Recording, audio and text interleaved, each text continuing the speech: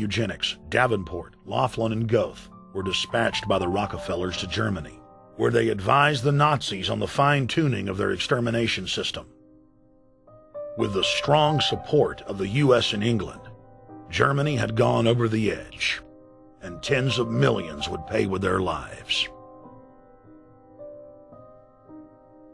At the end of the war, the Allies protected from prosecution the very Nazi scientist that had tortured thousands of people to death. The Nazi brand of eugenics had embarrassed the elites, but they had no intention of stopping their plans. The Allies literally fought with each other over who would get top Nazi eugenicist. It didn't matter if the SS doctors had tortured tens of thousands to death. They were free to go. The Angel of Death, Joseph Mengele, and his boss, Ottmar von Verscher, were not prosecuted, and von Verscher even continued his work in Germany after the war. Eugenicists were angry that their great work had been exposed.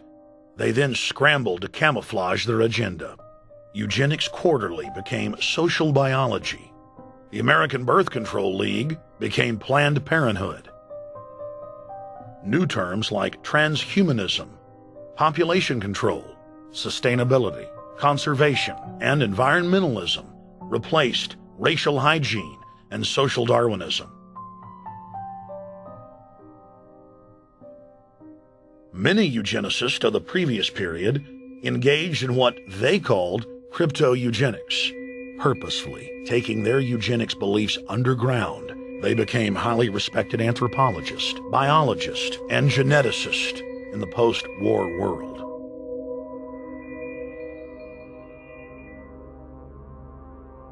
The Allies then smuggled thousands of Nazi scientists out of Germany and placed them in key scientific positions, ranging from bioweapons to rocketry throughout the military-industrial complex. The founder of IBM was a devout follower of Hitler. Thomas J. Watson had supplied his punch-card computers and IBM technicians to the Nazis for use in the death camps. Tattoos on camp victims were IBM human identification numbers, which fed into the computers. IBM had used similar punch card systems as early as 1928 in a Jamaican race mixing study. The first real computers were literally invented by a eugenicist for eugenics. UN chieftain and unrepentant eugenicist Julian Huxley argued that since the leaders of eugenics had founded the environmental and conservation movements, that they should be used as vehicles in the formation of a world government. Just as H.G. Wells had envisioned, this government would be controlled by a scientific dictatorship and would be guided by the principles of eugenics. Huxley created the World Wildlife Fund with Bilderberg founder and former SS officer Prince Bernhard of the Netherlands and Prince Philip of England. In the event that I am reincarnated, I would like to return as a deadly virus in order to contribute something to solve overpopulation. Prince Philip, reported by Deutsche Presse-Agentur DPA, August 1988.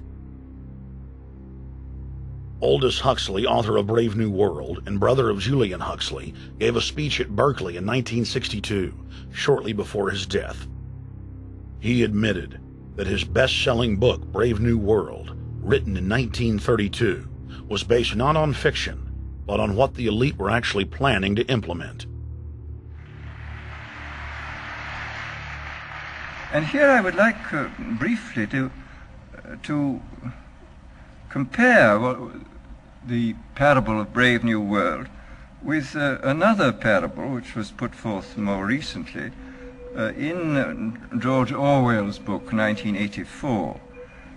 I'm inclined to think that the scientific dictatorships of the future, and I think there are going to be scientific dictatorships in many parts of the world, will be probably a good deal nearer to the Brave New World pattern than to the 1984 pattern. They will be a good deal nearer, not because of any humanitarian qualms in the scientific dictators, but simply because the Brave New World pattern is probably a good deal more efficient than the other.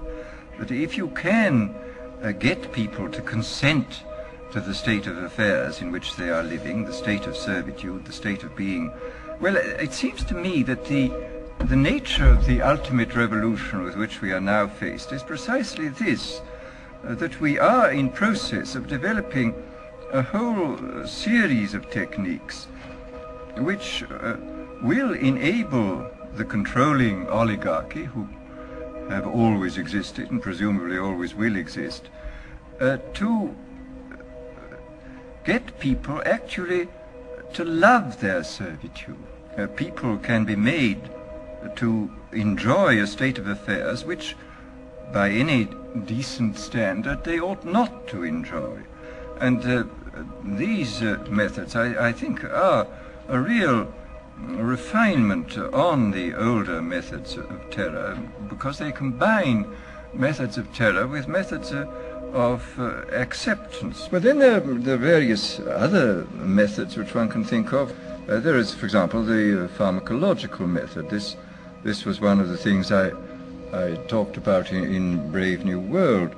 And the result would be that, I mean, you can imagine a euphoric which would make people thoroughly happy even in the most abominable circumstances. I mean, these things are possible.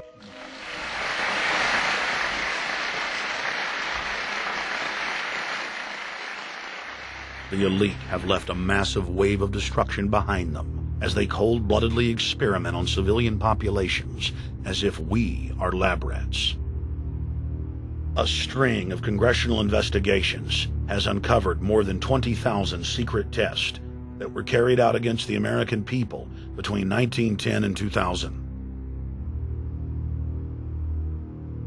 One well-known eugenics study, the Tuskegee Syphilis Project, killed hundreds of blacks and spanned 40 years until whistleblowers exposed it in 1972. From 1943 until present, the British have tested lethal nerve gas on their own personnel, on land, air, and sea. Many died instantly. Still others died grueling deaths over several years. The federal government commissioned secret radiation experiments on thousands of non-consenting patients.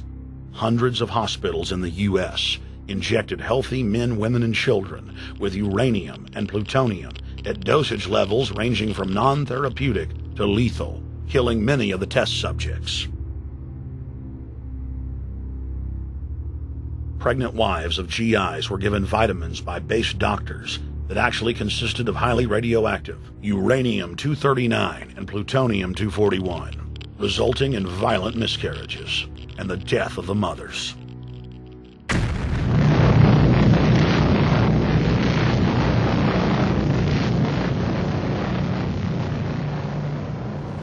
Soldiers, sailors, and Marines were used as guinea pigs in hundreds of atomic and hydrogen bomb tests. Patriotic Americans were radiated side by side with lab animals.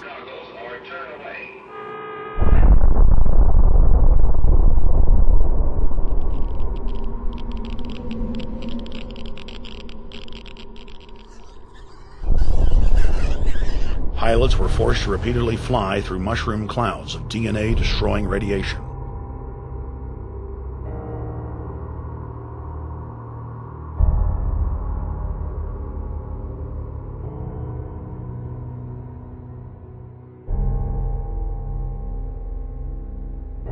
From 1951 to 1961, the U.S. Army paid Israel's health ministry 3 million lira to conduct radiation testing on Sephardic children that immigrated to Israel.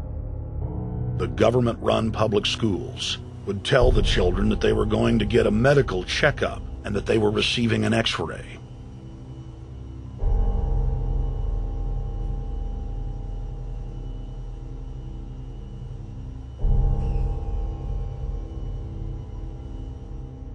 The Pentagon had already radiated more than 4,000 institutionalized children in the United States, many of which had died. More than 110,000 of the darker-skinned Jews were given 35,000 times the maximum dose of X-rays to the head repeatedly. Many of the children died within months. All of them lost their hair. Some still live today and endure excruciating health problems. The covert testing of chemical, biological, and radiological agents on unsuspecting populations continues worldwide today. From 1940